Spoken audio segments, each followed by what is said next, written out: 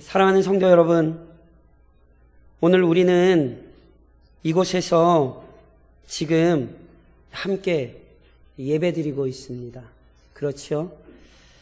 그렇다면 교회 또는 그리스도인들이 이렇게 한자리에 모여서 오늘도 이렇게 예배하는 이유가 무엇이라고 생각하십니까? 기독교 신앙의 핵심적인 내용을 잘 요약하고 있는 것 중에 하나가 십계명입니다. 십계명. 10가지 계명이죠. 그 십계명 중에 첫 번째 계명이 뭔지 기억하십니까? 저랑 같이 한번 출애굽기 20장 3절 말씀을 같이 한번 읽어보실까요? 너는 나 외에는 다른 신들을 내게 두지 말라. 아멘이십니까? 이게 무슨 의미죠? 갑자기 물으니까 답변을 못 하시겠죠? 이것은 쉽게 말하면 하나님 외에 다른 것을 섬겨서는 안 된다는 명령입니다. 이 명령대로 교회 또는 그리스도인들은 오직 하나님만 섬겨야 합니다. 지금 우리가 드리는 예배란 바로 이 명령을 힘을 다해 따르는 것입니다. 즉 오직 하나님만을 섬기고 하나님의 은혜를 찬양하는 것이 예배인 것이지요. 그런데 이 명령, 하나님 외에는 다른 신을 섬기지 말라는 이 명령을 이렇게 바꾸어 설명할 수도 있습니다. 그러니까 하나님만을 섬겨야 한다는 것은요, 오직 하나님의 말씀에만 순종해야 한다는 의미이기도 합니다. 이런 의미에서 보자면 교회 또는 그리스도인들은 하나님의 말씀에 순종하여 그 말씀을 실천하며 살아가야 하는 사람들입니다. 그래서 지금도 말씀에 순종하기 위해서 하나님의 뜻대로 살기 위해서 먼저 하나님의 말씀을 듣는 것입니다. 오직 하나님을 잘 섬기고 그리고 그 하나님의 말씀에 잘 순종하기 위해서 이 시간 하나님의 말씀에 귀를 기울이는 것이죠. 그렇다면 오늘 우리에게 주신, 저랑 읽으신 마태복음 7장 13절로 14절의 말씀이 무슨 말씀입니까? 실은 오늘 저랑 읽으신 본문 말씀은 하나님께서 그의 아들 예수 그리스도를 통하여 우리에게 주신 명령입니다. 그 내용은 한마디로 좁은 문으로 들어가라는 것이죠. 우리는 어떤 사람들이 되어야 하냐면 좁은 문으로 들어가는 사람들이 되어야 합니다. 그런데요, 실은 이 말씀을 좀 바르게 이해하려면 먼저 이 말씀이 가르쳐지는 배경을 이해하실 필요가 있습니다. 무슨 말씀이냐면요, 오늘 우리가 읽은 이 본문 말씀은 실은 크게는 마태복음 5장으로부터 마태복음 7장까지의 말씀 안에 포함되는 거예요. 그런데 그 마태복음 5장으로부터 마태복음 7장을 우리가 일반적으로 뭐라고 부르냐 하면 산상수훈이라 부릅니다. 무슨 뜻이냐면요, 마태복음 5장에 이렇게 시작이 돼요. 예수께서 무리를 보시고 산에 올라가 앉으시니 제자들이 나아온지라 입을 열어 가르쳐 이르시되. 예수님께서 어디에 올라 앉으셨습니까? 산에 올라 앉으셨어요. 그래서 산에서 제자들을 가르치시는 거예요. 그래서 산에서 가르치신 가르침이다. 그래서 산상수훈이라 부르는 거죠. 그리고 그냥 이름만 그렇게 부르는 게 아니에요. 5장으로부터 이 7장까지는 공통적인 관점과 공통적인 메시지를 담고 있어요. 그런데 그 공통적인 메시지는 뭐냐면요, 하나님의 백성들, 즉 그리스도인들이 믿음이 없는 불신자들과 도대체 어떻게 구별되어 나타나는지에 관한 내용입니다. 믿는 사람들이 다를 수밖에 없는 것이 무엇인지를 설명하신 말씀이에요. 그런 관점에서 오늘 본문을 보셔야 되는 거예요. 믿음이 없는 사람들과 달리 그리스도인들은 좁은 문으로 들어갑니다. 그렇다면 도대체 이것을 구체적으로 어떤 내용을 우리에게 가르치는 것입니까? 우선 좁은 문으로 들어가라는 명령은 구원의 방법은 이미 준비되었다는 사실을 의미합니다. 저랑 읽으신 본문에 보면요, 좁은 문이 무엇인가를 알려주는 다른 표현이 있어요. 그 다른 표현이 바로 뭐냐면 생명으로 인도하는 문이죠. 그러니까 좁은 문은 생명으로 인도하는 문이에요. 우리 주님이 지금 어디로 들어가라고 말씀하시는 거냐면 우리를 생명으로 인도하는 문으로 들어가라고 명령하시는 거예요. 그리고 그렇게 명령하실 수 있는 이유가 있어요. 좁은 문이 없으면 또는 생명으로 인도하는 문이 없으면 들어가라고 명령을 하실 수가 없는 거예요. 그러니까 생명으로 들어가라고, 생명의 문으로 들어가라고 명령하시는 이유는 이미 생명으로 들어가는 문이 열려있기 때문이죠. 이것을 조금 다시 자세히 설명하면 이렇습니다. 모든 인간이 죽는다는 사실은 인류 역사를 통해 아주 명확히 확인되었습니다. 나는 안 죽을 거야. 이렇게 생각하는 사람처럼 어리석은 사람 없습니다. 모든 사람은 죽습니다. 그렇다면 사람이 왜 죽습니까? 인간이 왜 죽음에서 벗어날 수 없습니까? 실은요, 인류 역사상 수많은 종교와 철학에서 수많은 사람들이 죽음에 대해 수많은 답변을 내놓은 것이 사실이에요. 그렇지만 그것들은 모두 정확한 근거가 없는 상상의 산물이요, 허망한 추론입니다. 그냥 자기가 그렇게 생각하는 것뿐이에요. 반면 성경에는 죽음에 관한 아주 구체적이며 정확한 내용이 기록되어 있습니다. 그것이 어떤 것인지 아십니까? 하나님께서 자기의 무한하신 지혜와 능력으로 만물을 조화롭게 창조하셨습니다. 더 나아가서 창조하신 모든 세상이 창조주 하나님의 은혜와 사랑 안에서 조화롭게 유지되며 번성할 수 있도록 하나님은 방편도 마련하셨어요. 그것은 바로 만물의 창조자요, 만물을 통치하시는 하나님의 말씀에 순종하는 것입니다. 만물이 언제나 평화를 누리며 유지될 수 있는 비결, 그건 하나님의 뜻에 순종하는 거예요. 그래서 하나님이 이 사실을요, 만물 중 가장 영광스럽게 창조하신 피조물인 인간에게 알려주셨어요. 나 하나님 말에만 순종하면 영원토록 이 복을 누릴 수 있다 알려주셨어요. 하지만 인간은 자신과 만물의 평안을 보장하는 하나님의 말씀에 주의하지 않았습니다. 오히려 하나님처럼 되고 싶은 욕망에 사로잡혀 하나님의 말씀에 불순종했습니다. 그 결과, 하나님의 말씀에 불순종한 결과 인간은 죽을 수밖에 없는 존재가 되었습니다. 더 중요한 사실은 죽음이 끝이 아니라는 데 있습니다. 신약성경 히브리서 9장은 우리에게 이렇게 가르치죠.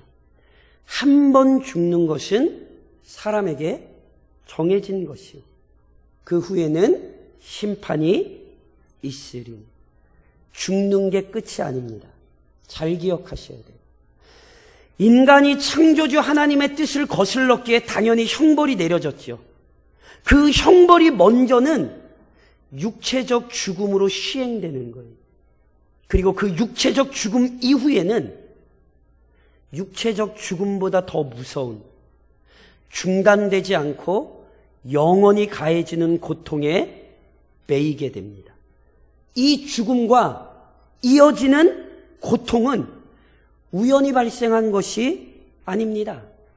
성경이 이야기하는 것처럼 이것은 분명 하나님의 말씀에 불순종한 결과예요. 하나님 때문에 일어난 것이 아니라 지혜롭지 못한 인간, 불순종한 인간 때문에 발생한 사건이에요. 그런데 만물을 창조하신 하나님, 인간을 자비롭게 여기신 하나님께서 이 상태를 내버려 두지 않으셨어요. 그래서 하나님께서는 죽음과 이어지는 영원한 형벌에서 벗어날 방법, 즉 생명으로 인도하는 문 또는 좁은 문을 열어주신 것이죠. 그것이 무엇입니까? 바울 선생님이 로마서 6장에서 이렇게 이야기합니다. 죄의 삭슨, 죄의 결과는, 불순종의 결과는 사망이요. 하나님의 은사는, 하나님께서 그 죄인들에게 베풀어 주신 은혜는 그리스도 예수 우리 주 안에 있는 영생이니라. 하나님께서 죄와 사망에 처해진 죄인들을 위하여 그 아들 예수 그리스도를 보내셨습니다. 그래서 누구든지 예수를 하나님께서 보내신 구원자로 믿으면 죽음과 그 형벌에서 해방됩니다. 믿음을 가진 사람들에게 찾아오는 육체적인 죽음, 예수를 믿어도 죽게 되는 일은 실은 죄 때문에 죽는 게 아니에요. 그래서 이제 예수님을 믿는 사람이 죽는 이유는 오히려 하나님께서 준비하신 영원한 복을 누리기 위해, 즉 천국으로 그 처소를 옮기기 위해 죽는 것 뿐입니다. 그러니 기억하십시오. 이 좁은 문으로 들어가라는 명령은 죄인이 생명을 얻는 방법이 준비되었으니 어서 속히 생명을 얻으라는 권면이요 촉구입니다. 그러나 그럼에도 불구하고 좁은 문으로 들어가는 명령에 주의하지 않는 자가 많습니다. 지금 방금 설명드린 것처럼 죄인들이 죽음과 그 죽음에 이어지는 영원한 형벌에서 벗어나는 방법, 즉 죄인들을 생명으로 인도하는 문은 이미 열려 있어요. 그것은 바로 우리 주 예수 그리스도를 나를 죄에서 구원하시기 위해 죽임당하신 하나님의 아들로 믿고 의지하는 것입니다. 그러니까 하나님께서 죄인들을 긍휼히 여기셨기에 이 놀라운 은혜가 주어졌습니다. 그래서 디모데전서 1장에서 바울은 이렇게 이야기합니다. 미쁘다. 너무너무 복되고 신실한 말이다. 모든 사람이 받을 만한 이 말이요. 그리스도 예수께서 죄인을 구원하시려고 세상에 임하셨다 하였도다. 예수님께서 우리를 구원하기 위해 이 땅에 오셨습니다. 그런데 이처럼 하나님께서 위대하고 놀라운 구원의 은혜를 베풀어 주셨음에도 불구하고 이 은혜를 기쁘게 받아들여야 할 죄인들의 반응은 충격적입니다. 좁은 문으로 들어서야 할 죄인들이 오히려 이 문을 거부합니다. 그것을 본문은 어떻게 표현했습니까? 멸망으로 인도하는 문은 크고 그 길이 넓어 그리로 들어가는 자가 많고, 분명히 생명으로 인도하는 문이 열려 있음에도 불구하고 다른 문을 찾는 자가 많습니다. 심지어 그 문은 멸망으로 인도하는 문인데 말입니다. 여기에는요, 실은 이유가 있습니다. 그 이유는 바로 뭐냐면 이미 인간을 사로잡고 있는 죄의 특징 때문입니다. 그 죄의 특징을 간략하게 이렇게 제가 좀 설명을 드릴 수 있어요. 우선 죄는요, 하나님께 대한 반감입니다. 반감. 따지고 보면 죄란 처음부터 하나님의 뜻을 거역한 것 아닙니까? 하나님께 순종해야 되는데 하나님께 불순종한 것이잖아요. 그래서 거룩하신 하나님을 거부한 것이고요, 그 하나님을 계속해서 밀어내는 거예요. 그러니 하나님께서 구원의 방법을 주셨음에도 불구하고, 구원의 길이 열려 있음에도 불구하고 그것은 거부해버리고 생명을 줄 수 없는 다른 방법들을 찾아 스스로 나서는 거예요. 이게 죄인 거죠. 동시에 죄는 인격적인 왜곡입니다. 인격적인 왜곡. 무슨 말씀이냐면 죄라고 하는 것은 인간의 외부, 밖에 있는 게 아니에요. 죄는 인간의 영혼 안에 자리 잡고 있어요. 그래서 죄에서 벗어나려면요, 우선은 죄에 물든 인간의 영혼 안에 변화가 일어나야 되는 거예요. 아무리 인간의 외적인 환경을 변화시킨다고 해도, 아무리 많이 배우고 아무리 좋은 것을 먹어도 죄에서 벗어나지는 못하는 거예요. 실제로 인류의 역사가 우리에게 무엇을 보여줍니까? 이 오랜 기간 동안에 인류가 얼마나 놀라운 과학을 발전시키고 얼마나 놀라운 문명을 진보시켜 왔습니까? 그런데 아시잖아요. 죄가 없어졌나요? 안 없어졌잖아요. 아무리 겉모습을 꾸미고 아무리 좋은 것을 갖다 줘도 인간의 영혼이 변화되지 않기에 죄는 절대로 사라지지 않는 거예요.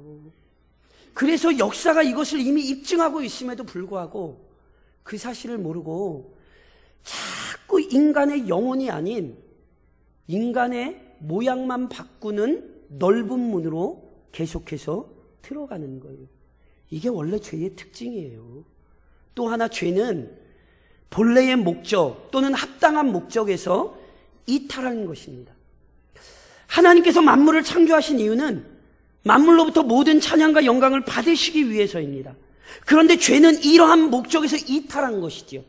하나님을 찬양해야 되는 사람이 하나님 외에 헛된 것을 찬양하고, 하나님을 의지해야 되는 존재가 하나님 말고 다른 것을 의지하는 거예요. 지금도 하나님께서 주신 좁은 문을 의지해야 되는데 자꾸 자기가 만든 것을 의지하는 것이죠. 목적에서 이탈해버린 거예요. 이러한 죄의 특성에 사로잡혀 여전히 사람들은 구원의 길을 거부합니다. 그래서 아십니까? 오늘도 우리는 우리 자신의 상태를 잘 점검해야 합니다. 자기 생각대로 신앙생활을 하시면 안 돼요. 자기 마음대로 신앙생활 하시는 것 안 돼요. 그것은 넓은 문이에요. 하나님께서는 우리에게 분명히 구원의 방법을 주셨어요. 그러니 우리는 그 하나님께서 주신 구원의 방법에 주의하고 그것을 따라가야 합니다. 그것도 좁은 문으로 들어가는 것은 마지막까지, 어떤 순간이 아니라 마지막까지 하나님께서 주신 방법을 의지하는 것입니다. 죄인들을 긍휼히 여기신 하나님께서 죄인들을 위한 구원의 길을 준비하셨고 그 구원의 방편을 허락해 주셨습니다. 하지만 흉악한 죄의 권세에 사로잡힌 죄인들이요, 하나님께서 허락하신 방편을 거부하잖아요. 하나님께서 주신 좁은 문으로 들어오려 하지 않고 멸망으로 인도하는 넓은 문으로 들어서지요. 이것은요, 변화되지 못한 모든 인간이 처한 현실임을 기억하셔야 된다니까요. 신약성경 로마서에서 바울은 이렇게 이야기하죠. 기록된 바 의인은 없나니 하나도 없으며 깨닫는 자도 없고 하나님을 찾는 자도 없고 다 치우쳐 함께 무익하게 되고 선을 행하는 자는 없나니 하나도 없도다. 하나도 없도다. 무슨 얘기입니까? 모두가 죄인입니다. 그런즉 하나님께서 주권적으로 죄인에게 역사하셔서 먼저 그 영혼을 변화시키지 않으시면 어떤 죄인도 멸망으로 인도하는 넓은 길에서 벗어나지 않습니다. 그래서 우리가 참으로 감사해야 하는 것은 하나님께서 먼저 우리에게 구원을 베풀어 주셨다는 사실이에요. 그것을 신약성경 에베소서에서는 우리에게 이렇게 가르치죠. 너희는 그 은혜에 의하여 믿음으로 말미암아 구원을 받았으니 이것이 너희에게서 난 것이 아니요 하나님의 선물이라. 우리가 어떻게 구원을 받았어요? 은혜로 받았어요. 그 은혜로 하나님께서 죄인들 안에 믿음을 만들어 주셨고 그 믿음을 통하여 구원을 얻게 되는 위대한 일을 행하신 것이죠. 그래서 보세요. 지금도 이 세상에는요, 많은 사람이 찾는 넓은 문으로 가지 않고 좁은 문으로 가는 믿음의 성도들이 존재합니다. 오늘 모인 우리가 누구입니까? 우리는 넓은 문이 아니라 좁은 문으로 들어가는 사람들이죠. 물론 좁은 문으로 들어가는 것에는 많은 어려움이 찾아옵니다. 오늘 본문에서 우리 주님이 아주 정확히 말씀하셨어요. 생명으로 인도하는 문은 좁고 길이 협착하여 찾는 이가 적음이라. 생명으로 인도하는 문이 좁고 협착하다는 것은 죽음을 지나 천국에 이르기까지 이 세상에서 믿음을 지키며 살아가는 것이 절대로 쉽지 않다는 사실을 의미합니다. 그래서 구원자이신 그리스도께서 친히 무엇라 말씀하셨냐 하면 이 믿음을 지키며 살아가는 자가 적습니까? 많습니까? 적습니다. 하지만 어려움이 있다고 해서 좁은 문으로 들어가는 것을 포기하면 안 됩니다. 왜 그러합니까? 좁은 길만이 생명의 길이요, 좁은 문만이 우리를 영원한 나라로 인도하는 문이기 때문입니다. 지금 당장은 넓은 길이 손쉽고 편하기에 넓은 길로 가고 싶은 유혹을 받습니다. 내 인생, 내 맘대로 즐기며 살아가는 것처럼 여겨지고 행복하다고 생각될 수 있습니다. 하지만 그 결과는 비참합니다. 잠언 14장이 우리에게 이렇게 이야기하죠. 어떤 길은 사람이 보기에 바르나 필경은 사망의 길이니라. 지금 당장 편한 것이 우리를 영생으로 인도하지 않습니다. 그래서 지금 당장 누리는 것에 마음을 두어서는 안 됩니다. 좁은 문, 생명을 얻게 하는 문이 지금 당장은 힘겹게 느껴지지만 그 결과가 복되다는 사실을 명심해야 합니다. 이미 좁은 문으로 들어온 자들은 그래서 계속하여 좁은 문으로 걸어가야 하는 것입니다. 마지막 순간까지 좁은 문으로 걷는 자가 참된 영생에 이를 것입니다. 그런즉 사랑하는 성도 여러분, 오늘 본문 말씀을 깊이 되새기며 여러분의 삶을 돌아보십시오. 무슨 말인 줄 아십니까? 우선 아직 좁은 문으로 들어서지 않은 분들에게 권면드립니다. 다시 말해 우리 주 예수 그리스도를 믿고 의지하는 확고한 믿음이 없는 분에게 권면합니다. 항상 말씀드리는 것처럼 착각하시면 안 됩니다. 불신자는 교회 안에 있습니다. 우리 위대한 믿음의 선배인 마틴 로이드 존스 목사님이 그가 수많은 자신의 교회 성도들 앞에서 설교할 때에 이렇게 말씀하셨어요. 나는 여러분 모두가 구원에 이를 것이라고 생각하지 않습니다. 이것은 로이드 존스 목사님의 착각이 아닙니다.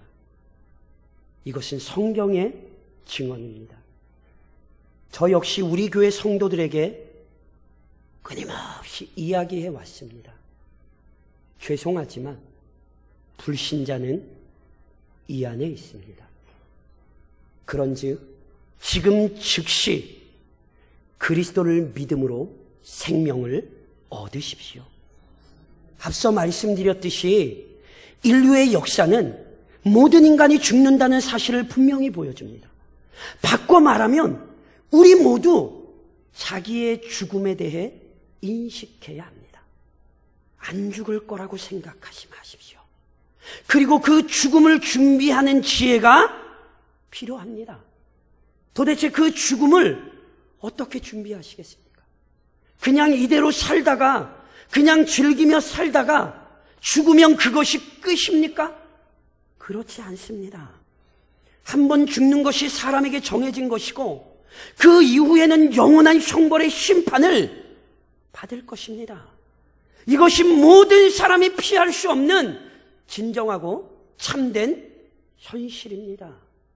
그러니 그 현실을 직시하십시오. 물론 그 현실만 직시하는 것 아닙니다. 기독교 신앙은 죽음을 두려워하지 않습니다. 왜냐하면 죽음과 이어지는 영원한 형벌에서 벗어나는 방법을 알기 때문입니다. 그리고 그 방법은 아주 분명합니다. 하나님께서 죄에 사로잡힌 자들을 구원하시기 위하여 그 아들 예수 그리스도를 2000여 년 전에 유대 땅에 보내셨습니다. 한 단을 뒤면 성탄절 크리스마스입니다. 그날이 무엇을 기억하는 날입니까? 바로 하나님의 아들 예수 그리스도께서 우리를 위하여 인간이 되어 이 땅에 내려오신 것을 기억하는 사건이지요. 그는 인간이 되어 오시기만 한 것이 아닙니다.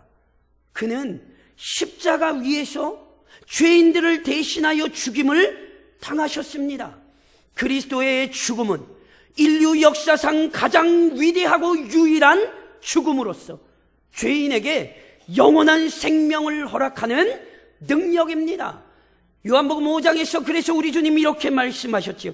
내가 진실로 진실로 너희에게 이르노니 내 말을 듣고 또 나 보내신 이를 믿는 자는 영생을 얻었고 심판에 이르지 아니하나니 사망에서 생명으로 옮겼느니라.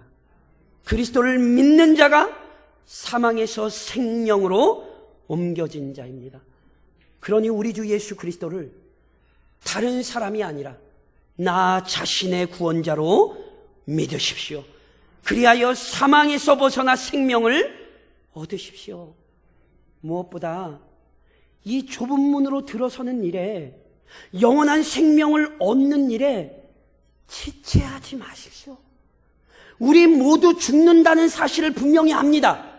그런데 모르는 게 있어요. 언제 죽을지는 몰라요. 그것이 연약한 인생이에요. 그래서 야고보는 우리에게 이렇게 얘기해요. 들으라. 너희 중에 말하기를 오늘이나 내일이나 우리가 어떤 도시에 가서 거기서 1년을 머물며 장사하여 이익을 보리라 하는 자들아, 내일이를 너희가 알지 못하는도다. 너희 생명이 무엇이냐? 너희는 잠깐 보이다가 없어지는 안개니라. 우리의 인생이 언제 끝날지 아무도 알지 못합니다. 그래서 좁은 문에 들어서는 일을 지체하지 마십시오. 성경은 오늘 믿음을 고백하라 우리에게 촉구하는 거예요. 오늘 예수 앞에 자신의 죄짐을 내려놓고 지금 좁은 문으로 들어오라 촉구하는 거예요. 현재의 일에 마음을 빼앗기고 시간을 빼앗겨서 영원한 생명을 얻는 일을 놓치지 마십시오. 오직 오늘이라 일컫는 시간에 영원한 생명을 얻어 누리는 자가 되십시오. 더 나아가 이미 좁은 문으로 들어섰지만 혼란과 갈등으로 지체하는 분들에게 권면드립니다. 즉, 자신이 믿음을 소유했다고 생각하고 자신이 믿는 사람이라고 말하지만 믿음으로 사는 일에 힘쓰지 않는 분들에게 권면드립니다. 지금 즉시 자기 믿음의 정체를 확인하십시오. 좁은 문으로 들어가라는 그리스도의 명령은 믿음을 지키며 살아가기 위해서는 반드시 지속적인 수고와 노력이 필요하다는 사실을 의미하는 것입니다. 한번 그냥 들어가는 게 끝이라는 게 아니에요. 지속적으로 그 문 안에 들어가기를 힘쓰는 삶이 있어야 합니다. 그래서 바울 선생님은 빌립보서에서 이렇게 가르치셨습니다. 그러므로 나의 사랑하는 자들아, 너희가 나 있을 때뿐 아니라 더욱 지금 나 없을 때에도 항상 복종하여 두렵고 떨림으로 너희 구원을 이루라. 고린도후서 13장 5절에서는 이렇게 얘기했어요. 너희는 믿음 안에 있는가 너희 자신을 시험하고 너희 자신을 확증하라. 성경은 언제나 자신의 신앙을 점검하라고 명령합니다. 또는 자신이 믿음을 위하여 참으로 힘쓰고 수고하고 있는지, 내가 내 믿음을 위하여 열심을 내고 있는지 확인하라고 명령합니다. 여기에는 아주 중요한 이유가 있습니다. 누구나 어떤 사람이나 자신의 멸망을 기대하면서 또는 멸망하기를 바라면서 넓은 문으로 들어서고 그 문으로 들어간 삶을 살아가는 자는 없습니다. 넓은 문으로 들어간 자는 그 문으로 들어간 것이 편하기도 하지만 그 문으로 들어가도 생명을 얻을 것이라 여기기 때문에 그 문으로 들어가는 거예요. 그것이 멸망인 줄 알기 때문에 그 문으로 들어가는 것이 아닙니다. 이것은 아주 무섭고도 심각한 착각입니다.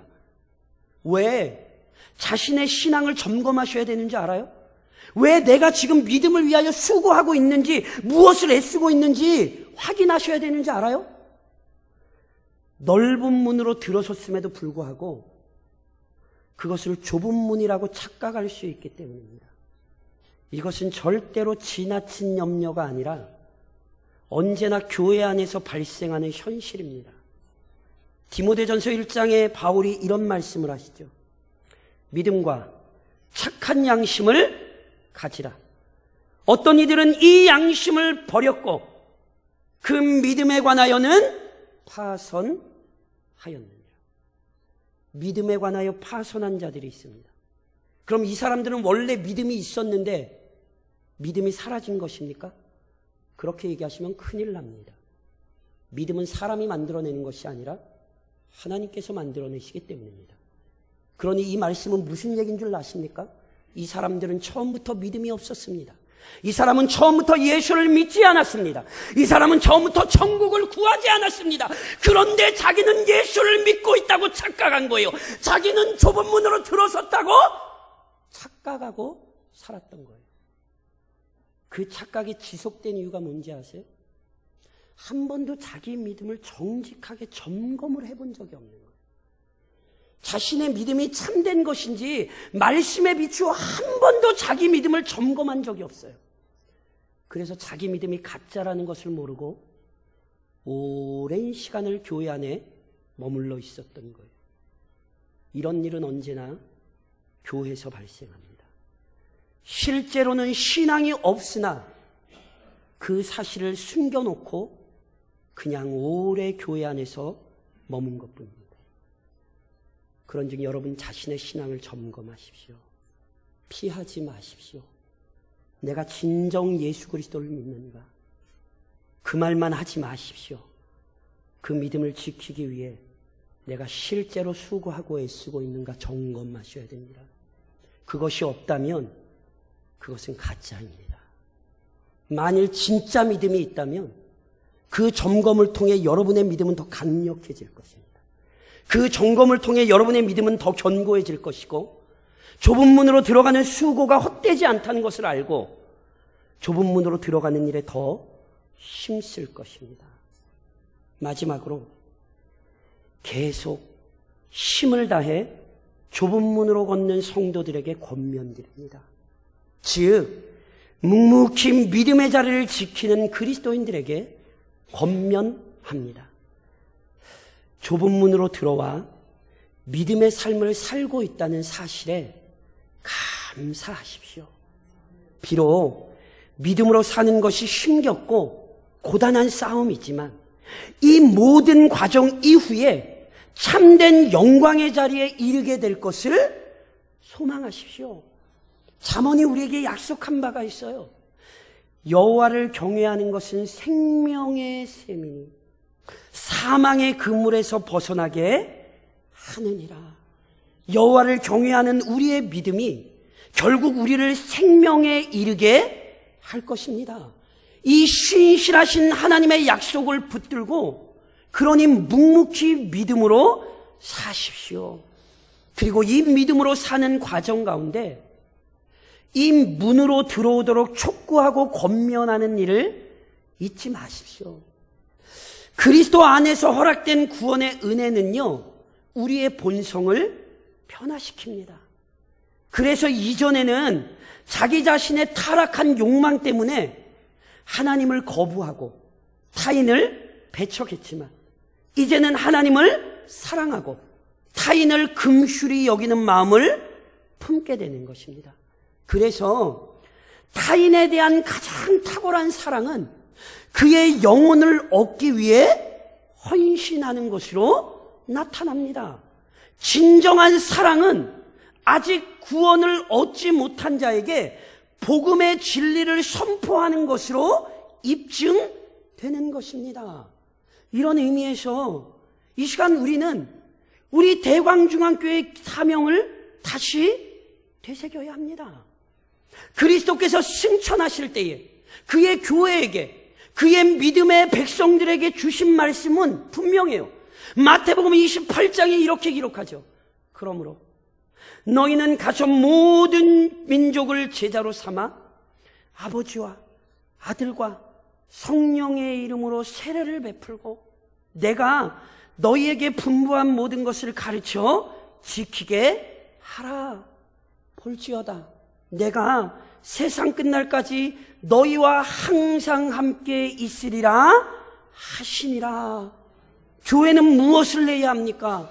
복음을 전하여 세례를 베풀어야 합니다. 세례를 베푼다는 건 그리스도를 믿는 믿음 안으로 들어오게 촉구하는 것이며 그 믿음을 불러일으키는 것이고 그 믿음을 권면하는 것입니다. 그리고 그 안에 머물도록 교회는 끊임없이 가르쳐야 합니다. 우리 주님이 세상 끝날까지 우리와 함께 계시니 우리는 모든 사람에게 복음을 전해야 합니다. 지금 당장 복음을 거부하더라도 낭망하지 마십시오. 누누이 말씀드린 것처럼 우리는 매주가 회복으로의 초대입니다. 한국교회의 잘못된 전도의 방편 중에 하나인 인원을 동원하고 끌어모으는 것. 성경 어디에도 이런 식의 전도를 가르친 적은 없습니다. 우리는 매주가 회복으로의 초대이고 우리는 이 복음 증거의 사명을 끊임없이 감당하는 거예요. 지금 당장 복음을 듣지 않고 지금 당장 거부하더라도 낭망하지 말고 끝까지 전하십시오. 디모데후서 2장이 우리에게 무엇라 가르치는 줄 아십니까? 거역하는 자를 온유함으로 훈계할지니 혹 하나님이 그들에게 회개함을 주사 진리를 알게 하실까 하며 그들로 깨어 마귀의 올무에서 벗어나 하나님께 사로잡힌 바 되어 그 뜻을 따르게 하실까 함이라. 지금 당장 거부했다고 해서 끝이 아니라 하나님의 때에 하나님의 작정이 있다면 그 영혼을 구원하실 것을 확신하며 우리는 끝까지 온유함으로 복음을 증거해야 합니다. 그리고 특별히 이와 관련하여 꼭 권면드릴 부분이 있습니다. 사랑하는 성도 여러분, 바른 복음 전하십시오. 이미 교회 역사를 통하여 드러난 것처럼 복음의 진리를 왜곡하는 일은 놀랍게도 교회로부터 시작되었습니다. 모세와 선지자들을 통해 구약 성경을 받았던 유대인들이 그리스도를 부인했고 초대교회의 신앙을 물려받았던 자들이 카톨릭 이단을 만들어냈습니다. 종교개혁의 신앙을 물려받았던 자들에게서 자유주의 신학이 나타났어요. 지금도 다른 복음은 교회 안에서 가르쳐져요. 어떻게 보면 되게 미쳤죠. 사람들을 불러놓고는 당신들 죽을 거라고 얘기하는 목사가 이 제정신이에요. 그런데 얘기해야죠. 죽음 피하실 거예요? 안 죽을 거예요? 착각하지 마세요. 죽음 준비하세요. 돈이 우리를 준비하는 게 아니고 지금의 건강이 준비하게 하는 것 아니에요. 지금 편하시죠? 지금 좋으시죠? 그걸로 인생이 끝인 것 같으세요? 그냥 말씀 없이 막 사니까 살만하시죠? 즐기고 싶은 거 즐기니까 그 쾌락에 땡겨서 마음에 기쁨이 오고 평안이 있으시죠? 하나님의 말씀 어기고 내 마음대로 막 사는 거 나름 살만하시죠? 기억하십시오. 하나님 앞에 설 것입니다. 심판자이신 우리 주님 앞에 설 것입니다. 여러분 인생 금방 끝납니다. 그렇다면 제대로 준비하십시오. 그리스도 외에 우리의 구원자는 없습니다. 넓은 문 찾지 마십시오. 다른 길은 없습니다. 그 길이 아무리 힘들고 그 길이 아무리 고통스러워도 우리 주님이 여신 좁은 문 외에 우리에게 구원의 문은 없습니다. 늦추지 마십시오. 여러분에게 다음은 없습니다. 지체하지 마십시오. 다시는 이 기회가 안 올지 모릅니다. 그러니 지금 즉시 그리스도의 발밑에 엎드려 그의 은혜를 구하십시오. 이것이 복음이요. 이것이 우리가 외쳐야 하는 것입니다. 그래서 바울은 고린도후서 13장에서 우리에게 이렇게 가르쳤어요. 우리는 진리를 거슬러 아무것도 할 수 없고 오직 진리를 위할 뿐이니. 이 시간도 그 그리스도의 발밑에 머리를 숙이십시오.